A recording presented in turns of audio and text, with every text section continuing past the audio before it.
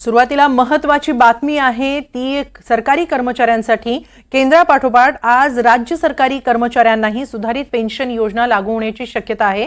आज रविवार असूनही कॅबिनेटची बैठक आयोजित करण्यात आलेली आहे आणि याच बैठकीत राज्य सरकारी कर्मचाऱ्यांसाठी सुधारित निवृत्ती वेतन योजना आणण्याचा प्रस्ताव मांडला जाऊ शकतो। केंद्र सरकारने लागू केलेल्या युनिफाईड पेन्शन योजनाच राज्यात लागू करण्याचा सरकारचा मानस आहे। आजच्या बैठकीत याविषयीचा निर्णय होईल अशी शक्यता आहे। राज्यात 1 नोव्हेंबर 2005 नंतर सरकारी सेवेत दाखल झालेल्या कर्मचाऱ्यांसाठी सुधारित निवृत्ती वेतन योजना लागू करण्याची घोषणा मुख्यमंत्री एकनाथ शिंदे यांनी विधिमंडळाच्या अर्थसंकल्पीय अधिवेशनात केली होती। मात्र याबाबतचा शासन निर्णय झाला नव्हता, त्यामुळे आजच्या कॅबिनेट बैठकीकडे राज्य सरकारी कर्मचाऱ्यांचं लक्ष असेल। या संदर्भात आपण अधिक माहिती घेऊया आमचे प्रतिनिधी देवेंद्र कोल्हटकर यांच्याकडून। देवेंद्र, राज्य सरकार ही युनिफाईड पेन्शन योजना लागू करण्याच्या विचारात दिसत आहे, काय अधिक माहिती आहे? आजची महत्त्वाची कॅबिनेट बैठक होतीये। हेमाली, आजच्या रविवारच्या दिवशी कॅबिनेटची महत्त्वाची बैठक जी आहे ती सह्याद्री अतिथीगृह इथे पार पडणार आहे। काही वेळापूर्वीच मुख्यमंत्री एकनाथ शिंदे, उपमुख्यमंत्री देवेंद्र फडणवीस या कॅबिनेट बैठकीसाठी दाखल झालेले आहेत। अनेक महत्त्वाचे मुद्दे जे आहेत ते आज कॅबिनेट बैठकीमध्ये चर्चेली जाणार आहेत। लाडकी बहीण योजना असेल, पीक पाण्याचा आढावा घेतला जाणार आहे। मात्र सगळ्यांचं लक्ष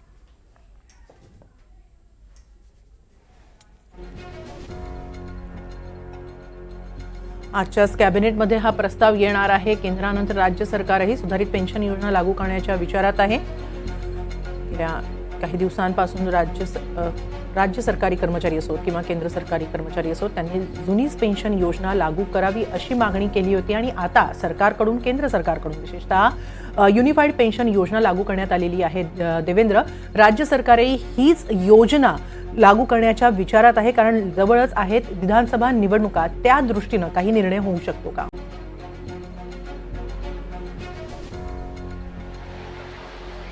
नक्कीच 29 ऑगस्टपासून या कर्मचाऱ्यांनी संपावर जाण्याचा इशारा दिला होता आणि त्यामुळेच याची दखल जी आहे ती राज्य सरकारने घेतलेली आहे आणि त्याच अनुषंगी आजच्या कॅबिनेट बैठकीमध्ये महत्त्वपूर्ण चर्चा जी आहे ती या संदर्भात केली जाणार आहे। आज जवळपास यावरती शिक्कामोर्तब होईल, शासन आदेश निर्गमित केली जातील अशा पद्धतीची माहिती समोर येते। त्यामुळे आता काही वेळापूर्वीच या सगळ्या बैठकीला सुरुवात झालेली आहे। मुख्यमंत्री, उपमुख्यमंत्री पोहोचलेले आहेत, त्यामुळे आता आजच्या बैठकीमध्ये या सगळ्यावरती शिक्कामोर्तब होतं आहे का, काय नेमका निर्णय घेतला जातो हे पाहणं महत्त्वाचं असेल। नक्कीच केंद्रापाठोपाठ राज्यातही सुधारित पेन्शन योजना लागू होऊ शकते। देवेंद्र, असेच संपर्कात राहा। दरम्यान केंद्र सरकारनं कालच या युनिफाईड पेन्शन योजनेला मंजुरी दिलेली आहे। नेमकी ही योजना काय आहे पाहूया एकदा ग्राफिक्सच्या माध्यमातून। सुमारे 23 लाख कर्मचाऱ्यांना याचा फायदा होणार आहे।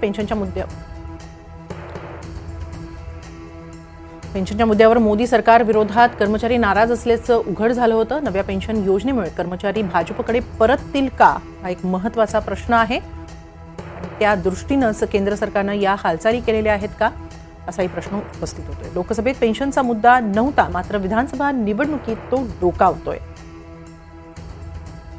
लोकसभेत भाजपला मोठा फटका बसला, त्यामुळे पेन्शन योजना आणणं भाजपला पर्याय राहिला नाही। पुढच्या काही काळात महाराष्ट्र, दिल्ली, हरियाणा, झारखंड, जम्मू आणि काश्मीरमध्ये विधानसभा निवडणुका होत आहेत।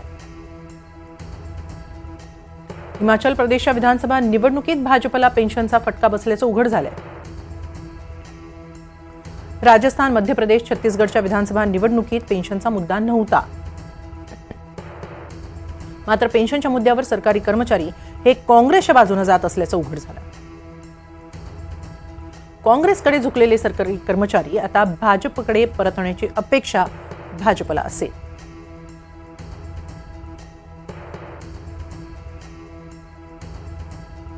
दरम्यान युनिफाईड पेन्शन योजना नेमकी काय ते पाहूया। या योजनेचा सुमारे 23 लाख कर्मचाऱ्यांना फायदा होणार आहे।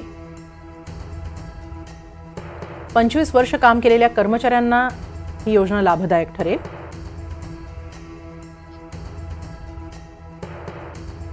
25 वर्ष काम केलं असेल तर निवृत्तीपूर्वी शेवटच्या 12 महिन्यांच्या सरासरी पगाराच्या किमान 50% नक्की मिळणार। पेन्शनधारकाचा मृत्यू झाल्यास कुटुंबाला मृत्यूच्या वेळी मिळालेल्या पेन्शनपैकी 60% रक्कम मिळणार। 10 वर्षांनी नोकरी सोडली तर कर्मचाऱ्यांना 10,000 रुपये पेन्शन निश्चित। कर्मचाऱ्यांना NPS किंवा UPS यापैकी एक पर्याय निवडायचा आहे. सध्या कर्मचाऱ्यांचा 10% वाटा होता. केंद्र सरकारचा 14% हिस्सा होता. आता केंद्र सरकारचा 18% हिस्सा असेल. नवीन योजना 1 एप्रिल 2025 पासून लागू होईल. 1 जानेवारी 2004 नंतर रुजू झालेल्या मात्र सेवानिवृत्त झालेल्या कर्मचाऱ्यांनाही या योजनेचा फायदा होणार आहे. मात्र सरकारी तिजोरीवर पहिल्या वर्षी 800 कोटींचा बोजा पडेल. त्यानंतर मात्र सुमारे 6000 कोटींचा बोजा पडेल.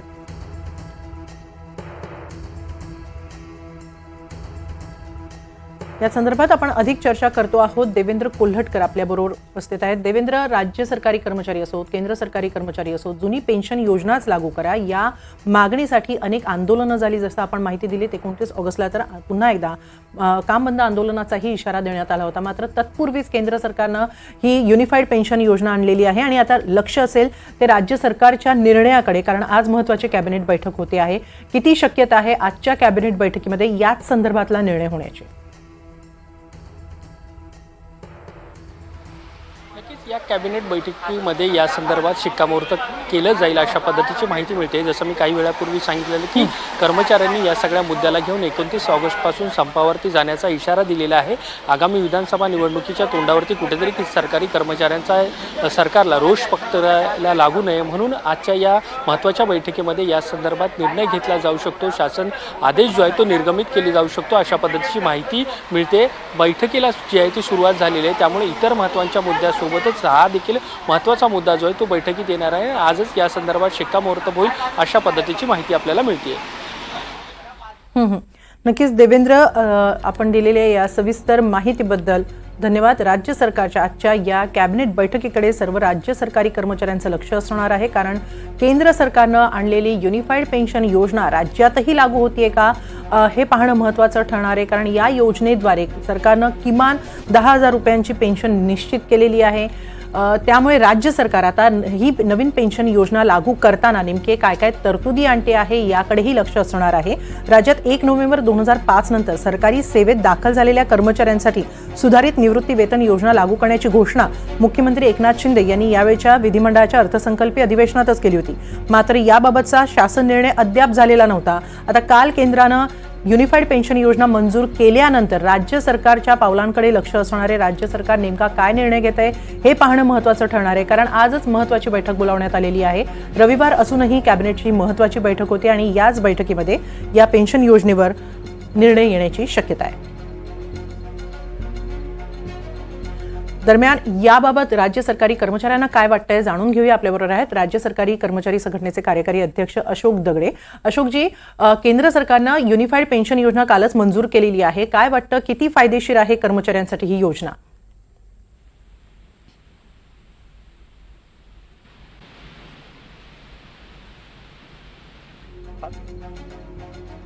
अशोकजी, माझा आवाज आला आपल्यापर्यंत?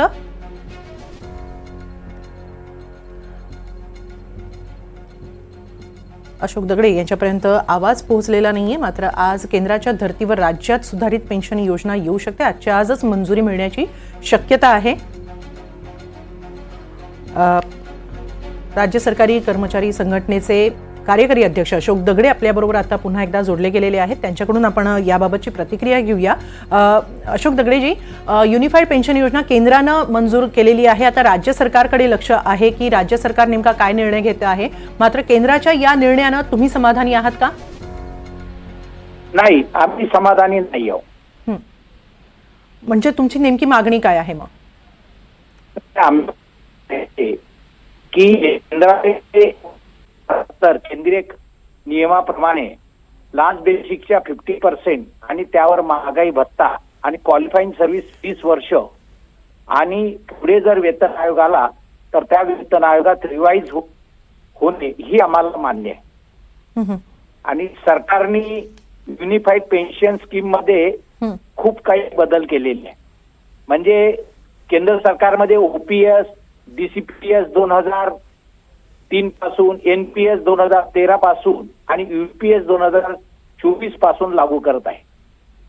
आणि महाराष्ट्रामध्ये ओपीएस 1982 पासून लागू झालेली आहे आणि त्याच धर्तीवर आमच्या चर्चा 26 फेब्रुवारी 2024 ला महाराष्ट्र सरकारसोबत झालेल्या आहे आणि त्या पद्धतीने महाराष्ट्राचे मुख्यमंत्री माननीय एकनाथजी शिंदे यांनी 1 मार्च 2024 ला अर्थसंकल्पीय अधिवेशनामध्ये घोषणा केली की लास्ट बेसिकच्या 50% आणि त्यावर महागाई भत्ता अशा पद्धतीने महाराष्ट्रातील कर्मचाऱ्यांना ती लागू करण्यात येईल. त्याचं नाव आहे सुधारित राष्ट्रीय पेन्शन योजना. ती आम्हाला महाराष्ट्र सरकारने ज्या पद्धतीने चर्चा करून निर्णय घेतलेले आहे ती आम्हाला पाहिजे. राज्य सरकारच्या नको, युनिफाईड पेन्शन स्कीम नको. बरं, राज्य सरकारच्याच आजच्या निर्णयाकडे तुमचं आमचं लक्ष असणार आहे, कारण आजच महत्वाची कॅबिनेट बैठक होती आहे. तत्पूर्वी तुम्हाला नेमकं राज्य सरकारला काय सांगायचं जर तुम्ही केंद्राच्या निर्णयानं समाधानी नाही आहात तर? ज्याशी जे चर्चा केली आम्ही 14 ते 20 तारखेपर्यंत संप केला. 14 डिसेंबरला सरकारने जे सुबोध कुमार समिती नेमलेली होती त्या समितीने शिफारस केल्या. त्या शिफारसीतील काही शिफारसी महाराष्ट्राने स्वीकारल्या. त्या धर्तीवर संघटनेशी झालेल्या चर्चेच्या अनुषंगाने आम्हाला अधिसूचना आणि शासन निर्णय पाहिजे आहे, त्याची घोषणा व्हावी. थोडक्यात अशोक दगडेजी, 29 ऑगस्टला जे तुम्ही संपाची हाक दिली आहे किंवा काम बंद आंदोलनाची हाक दिली आहे तर त्यावर तुम्ही ठाम आहात? हो, ठाम आहोत, आम्ही ठाम आहोत. पण आज जर केंद्रानं काही वेगळा निर्णय, माफ करा, राज्य सरकारनं आज जर कॅबिनेट बैठकीमध्ये काही महत्वाचा निर्णय घेतला त्यानंतरही? नाही, आमच्याशी झालेल्या चर्चेनुसार जर निर्णय झाला तर आम्ही या संपावरच्या निर्णयावर फेरविचार करू. सरकारने जर वेगळा निर्णय घेतला तर आमचा संप हा कायम आहे.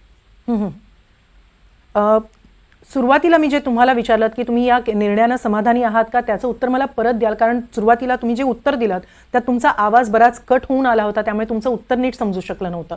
केंद्राच्या निर्णयानं किंवा केंद्रानं ही युनिफाईड जी पेन्शन स्कीम आणलेली आहे त्यामध्ये तुम्हाला नेमके काय बदल सुचवावेसे वाटतात किंवा तुम्हाला नेमकी कशी पेन्शन स्कीम हवी आहे? युनिफाईड पेन्शन स्कीम ही सरकारने नवीन योजना, चौथी योजना आणलेली आहे आणि या चौथ्या